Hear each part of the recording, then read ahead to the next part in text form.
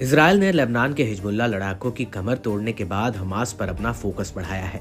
Israeli सेना ने Hamas लड़ाकों के ठिकानों पर अपने हमलों को दोगुना रफ्तार से बढ़ा दिया है। बावजूद इसके इसराइल को गाजा युद्ध में हमास पर बड़ी कामयाबी हासिल नहीं हो पाई है। इजरायली सेना अभी तक अपने बंधकों को नहीं छुड़ा पाई है। हमास बीच बीच में इजरायली सेना के जख्मों को ताजा करता रहता है।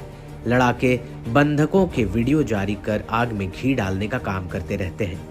यही वजह है कि अब इजराइल की नेतन्याहू सरकार बातचीत के जरिए अपने बंधकों को छुड़ाने की कोशिशों में जुट गई है।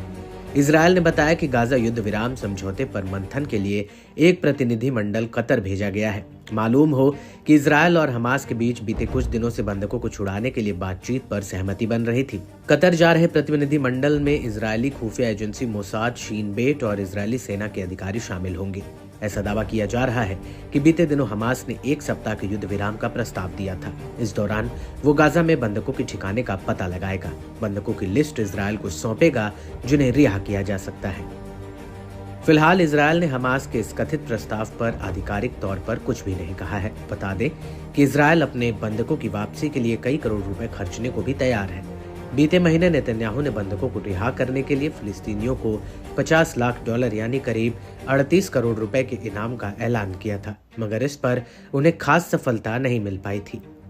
बहरहाल हमास की ओर से भी एक प्रतिनिधि मंडल के कतर की राजधानी दोहा पहुंचने की अटकलें हैं। बंधकों को छुड़ाने के लिए लंबे समय से आंदोलन कर रहे the hostage and missing families forum ने भी ताजा घटनाक्रम पर प्रतिक्रिया दी है।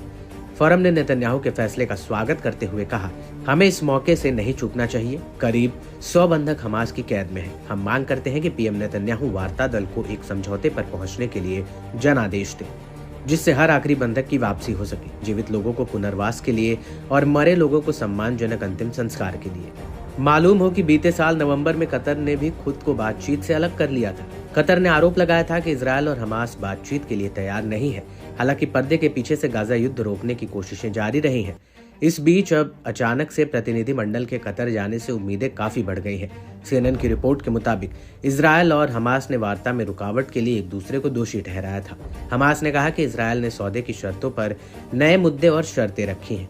नेतन्याहू ने हमास पर समझौते से मुंह करने का आरोप लगाया। इस बीच हमास के एक टॉप अधिकारी ने कहा कि उन्हें उम्मीद है कि इस बार दोनों पक्षों के बीच सहमति बन जाएगी। हमास की ओर से बंधकों को छोड़ने की शर्त है कि लड़ाई पर रोक लगे। हालांकि इजराइल इसके लिए तैयार नहीं है।